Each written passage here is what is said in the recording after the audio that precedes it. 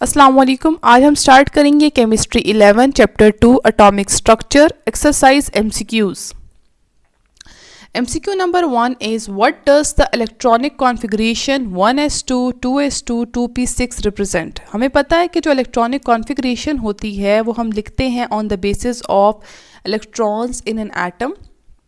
Electrons हम count कर लेंगे, कितने इलेक्ट्रॉन्स हैं, 6 + 2 + 2 10 इलेक्ट्रॉन्स है। इट मीन्स के इस एटम के अंदर 10 इलेक्ट्रॉन्स है, इट मीन्स इसका एटॉमिक नंबर भी 10 होगा। और इन सब में से कार्बन का हमें पता है कि एटॉमिक नंबर 6 होता है, नियॉन का एटॉमिक नंबर 10 होता है, ऑक्सीजन का 8, हीलियम का 2। सो इट मीन्स के answer is B, neon. Which subshell can hold a maximum of 10 electrons? तो हमें पता है कि 4 टोटल सबशेल्स होते हैं, जिसमें से S 2 इलेक्ट्रॉन्स होल्ड कर सकता है, D 10 कर सकता है, P 6 कर सकता है, F 14। So the answer is B, D is correct.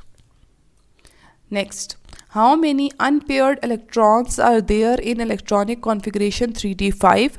हमें पता है कि जो d ऑर्बिटॉल है इसमें 5 डीजेनरेट ऑर्बिटॉल्स होते हैं। तो अगर 5 इलेक्ट्रॉन्स हैं तो अकॉर्डिंग टू हुर्न्स रूल इलेक्ट्रॉन हर ऑर्बिटॉल में एक इलेक्ट्रॉन जाएगा।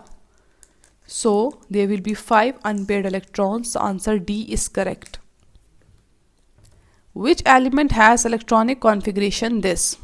इलेक्ट्रॉनिक कॉन्फ़िगरेशन में पता है on the basis of electron, या हम कहते हैं एटॉमिक नंबर की बेसिस पे होते हैं, क्योंकि जितने नंबर ऑफ प्रोटॉन्स होते हैं एटम में उतने ही इलेक्ट्रॉन्स होते हैं।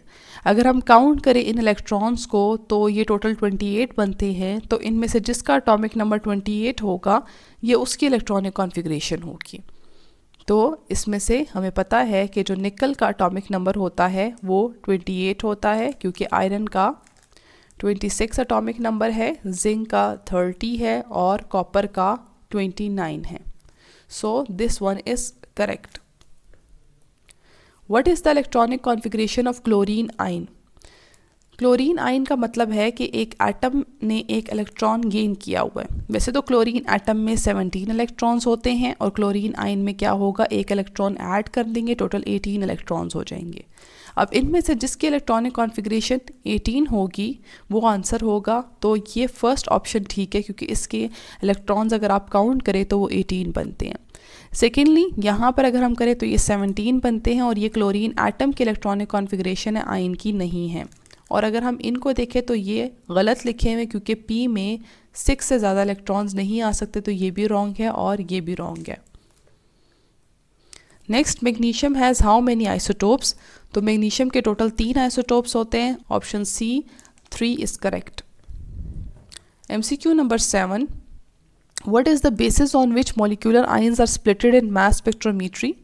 वैसे तो मास स्पेक्ट्रोमीट्री में हम इलेक्ट्रिक फील्ड और मैग्नेटिक फील्ड दोनों को यूज़ करते हैं। अगर हम स्पेसिफिकली एक की बात करें तो आंसर ए जो है वो ठीक होगा, इलेक्ट्रिक फील्ड।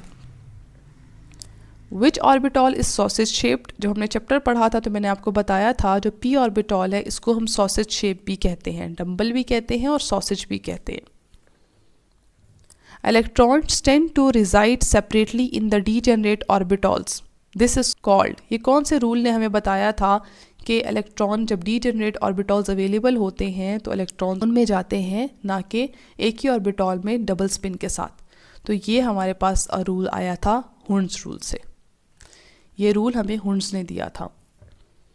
10th MCQ है, which quantum number explains the splitting of orbital in 3 dimensional space? तो हमने पढ़ा था कि जो मैग्नेटिक क्वांटम नंबर है वो हमें स्प्लिटिंग ऑफ ऑर्बिटॉल बताता है 3 डायमेंशनल स्पेस में, तो मैग्नेटिक क्वांटम नंबर करेक्ट है। सो ये थे चैप्टर 2 के MCQs। आई होप कि आपको जितने भी प्रॉब्लम्स थे वो क्लियर हो गए होंगे। Thank you so much. अल्लाह हाफिज़।